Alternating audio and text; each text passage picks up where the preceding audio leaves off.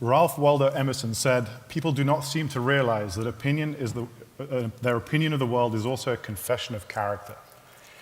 I'd even go further to suggest it's a confession of the time I'm living in, the places I'm from, the experiences I've had, and a million other historical factors I'm not even aware of.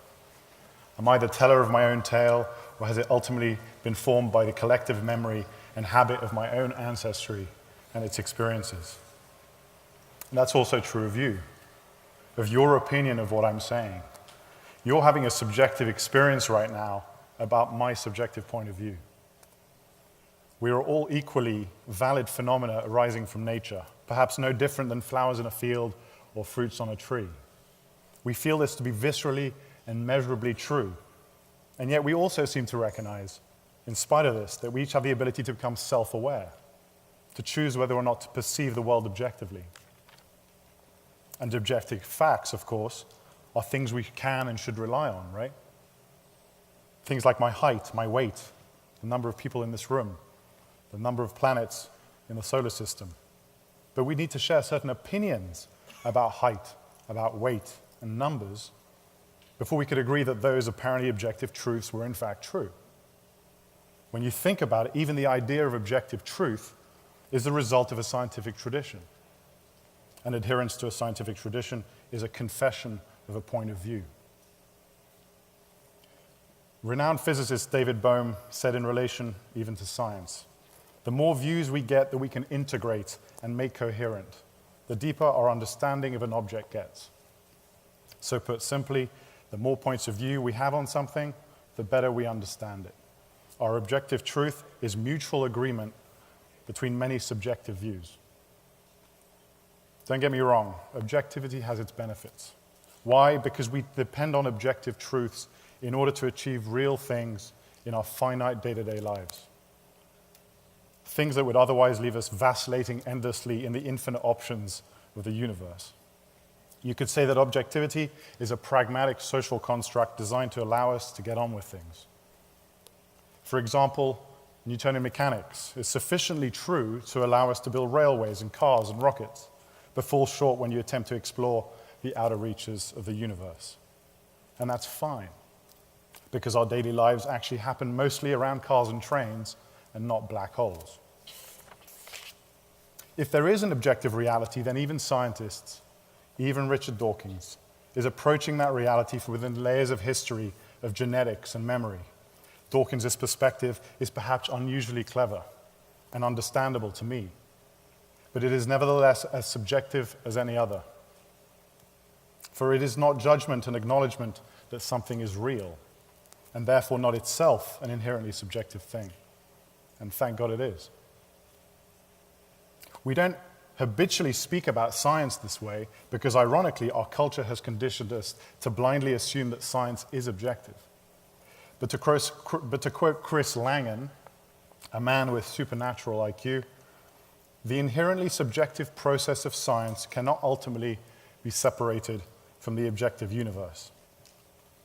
He went on to say, indeed, insofar as observers are real, perception amounts to reality tautologically perceiving itself. Information thus coincides with information transduction, and reality is a tautological, self-interpretive process. Don't worry, I forgot what tautological means too. We are reality in a self-interpretive process. I really love that. 3 years ago, I spent a week in the Colombian jungle, by some weird turn of events, with a tribe called the Kogi. Some of you may know them. They're a pre-Columbian civilization, perhaps the only one, that are still living in the mountains near Santa Marta. Their spiritual leaders evolved a sophisticated analytical philosophy over centuries, in which a field of pure thought and consciousness, which they call a luna, is the source of matter, life, and reality. To the Kogi, this is their science, not a religion. It guides day-to-day decisions about what important matters like agriculture And from what I could tell in my limited observations, they've managed not only to thrive brilliantly, but also to do so in harmony with their fellow living beings. And to them, our scientific and industrial advances are dangerous and childish distractions that are damaging the earth. So I'd like you to try something, a kind of thought experiment. I know you're all capable of it. Put aside the need to judge whether our way or their way of looking at things is correct. Be aware of both systems as equally valid phenomena arising out of different cultures. Rather than identifying too much with one or the other, choose to see them both simultaneously in profile, from the outside. The title of this conference, Sages and Scientists, is interesting because it suggests two distinct ways of looking at the world. The sage, a spiritual person, a person of wisdom, a dreamer of great dreams, and the scientist, a practical person, interested in objective truth and empiricism, explanations. But of course, this is an oversimplification. On my part, of course, not Dr. Chopra's, because some of our greatest scientists have also been dreamers. In fact, it's that wonder that prompted them to become great scientists, dedicated scientists. Einstein, conceiving his theory of relativity, was imagining himself riding on a beam of light. How playful is that? Aldous Huxley once famously said, "The secret of genius is carrying the spirit of a child into old age, which means never losing enthusiasm." And it does seem as though in order to discover anything wonderful, you have to be able to go into this realm of the imagination first, to courageously break with assumption and rigidity, to synthesize new things and hope the empirical facts will catch up afterwards. You have to be prepared to test drive points of view that may seem ludicrous to yourself, let alone to others. The crazy thing is that when the results of this process of dreaming and gathering of evidence are then fed back into the real world, they can change our collective reality. To use one example, if you think that the sun is an angry god who can only be placated through virgin sacrifice, finding out that the sun is actually a star around which the earth is orbiting might well be quite shocking. It might seem unbelievable, sacrilegious. It might make you very angry. You might think that this person, with their weird ideas, was very eligible for human sacrifice themselves. But if you could be convinced that the sun was a star, not an angry god, then maintaining the practice of daily human sacrifice isn't going to seem so worthwhile anymore. A reordering of ideas can cause a reordering of the world. That far-out opinion becomes day-to-day reality. It's not only scientific evidence that can change things in this way. Emotional or psychological discoveries in ourselves can alter consciousness too. It's actually important that this can happen, of course, because it allows change to take place in our very own private lives, our internal lives. For instance, when we have an experience that completely changes a long-held prejudice. Say you'd been raised to fear people of a particular race, and one day, through some accident, you get to know someone precisely of that race that you've been taught to fear. And guess what? You really like them. Their humanity touches you. It doesn't scare you. They make you laugh. Now, this can be huge. That individual experience can change a whole category of experiences for you. Knowing one person could cause you to change your behavior towards a whole race of people. It could even cause you to question your whole approach to the idea of race. The effect of an experience like this is typically irreversible.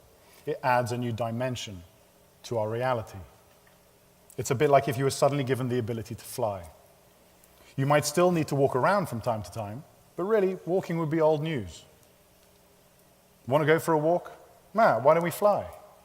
I prefer flying. I mainly fly now. We add it to our picture of what is possible, and that changes the way we approach every single other challenge in our lives. We have a quotation from William Blake on the wall in our office in London, and it says, "A man that never alters his opinion is like standing water and breeds reptiles in the mind." In other words, a healthy mind is one that is ready to explore radical new perspectives. The ability to change our opinion, our way of looking at the world, enables growth, progress, and healing. The healing path itself is a process of becoming conscious of a pathology that was once previously hidden, so that we can seek new habits that allow us to become whole again.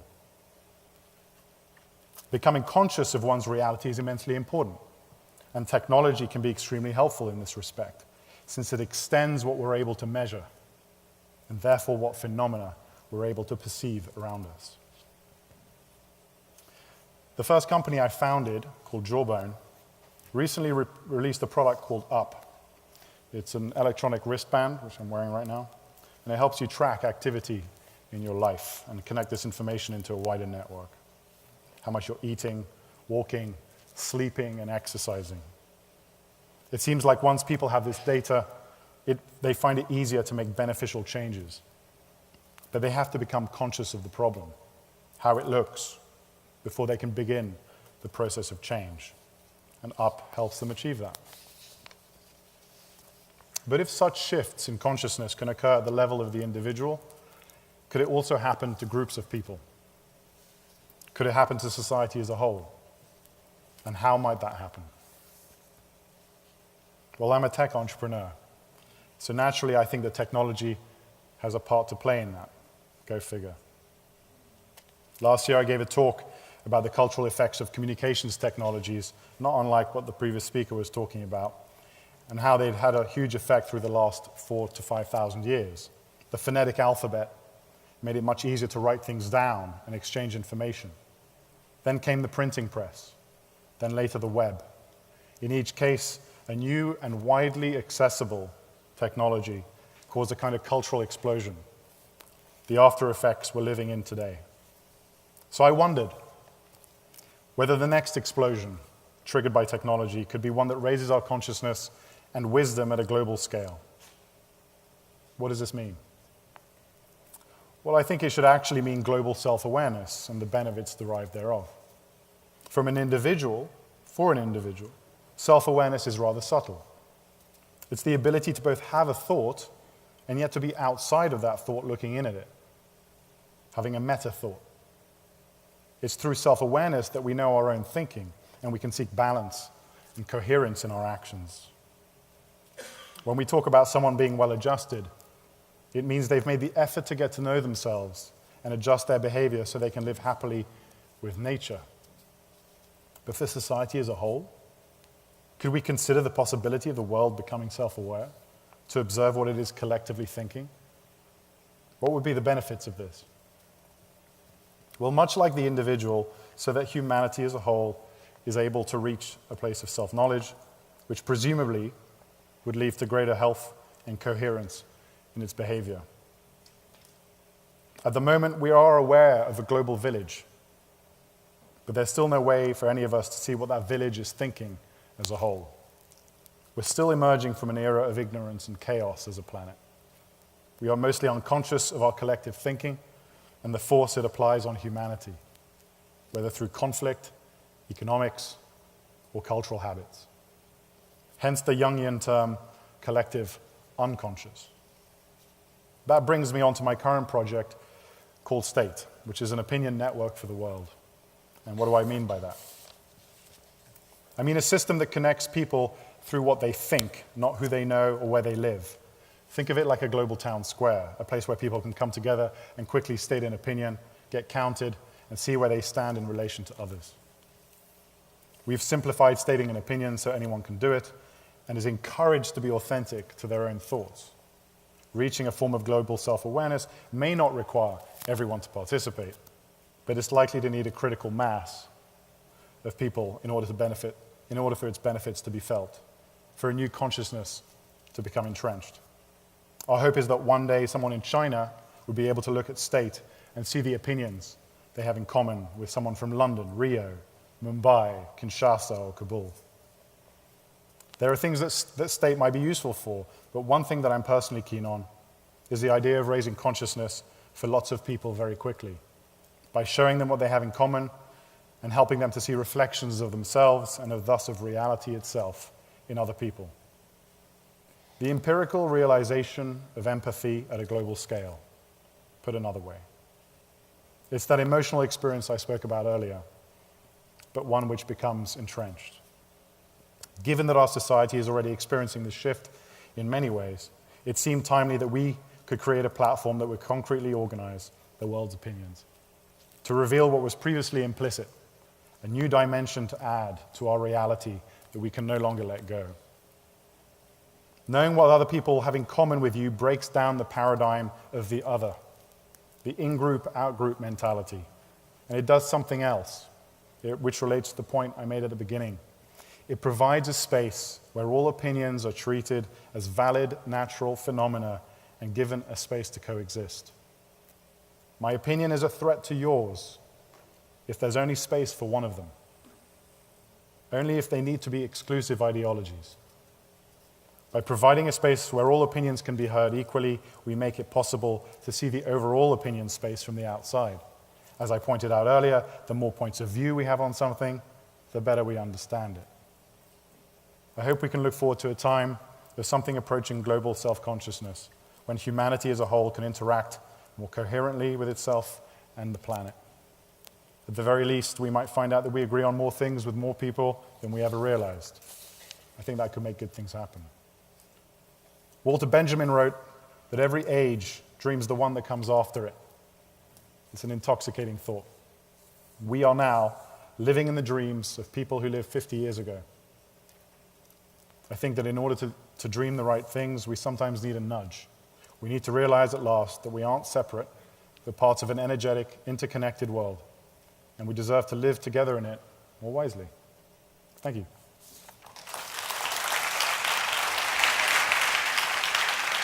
Want to show that? Okay. So first of all, everyone has been gifted a wristband. We're interconnected already. We're connected already. But Alex's new project, as you know, as he mentioned, is how to assess the state of consciousness of the world, which is an intriguing idea, right? And how to actually seed new ideas into that state of consciousness. So even as we're doing this conference, what are you doing? Well, it's incredible. Actually, up on the screen, I didn't realize it was there. But you see, Deepak created a topic, which is a conscious universe, and then essentially invited other people to interact with that and share what they thought. And the key, of course, to assimilating opinion is to comprehend opinion. And with the state of technology today, that means simplifying it. So we can see that 31 opinions have been made, and actually people are quite positive about it, it seems. And they find it intriguing and mystical. Of course, there are some people who think it's nonsense, silly, unholy, and something else. But at least we understand. That that's the case. We're not putting our heads in, sticking our heads in the ground. And the idea is that if you take this, and this is all crowdsourced, right? Anyone can do this. Anyone can add a topic. Anyone can state on a topic. As you build this network out, you're able to literally navigate the world through what people think rather than the kind of static structures that we have today. So hopefully that can be good. Not only navigate the world through what people think, but also to seed the world with fresh ideas so they can reflect and become more self-aware of that. Absolutely. So that's the new enterprise state. You should work with Vishal and everybody else, right? I would welcome that. Thank you. Thank you. Thank you.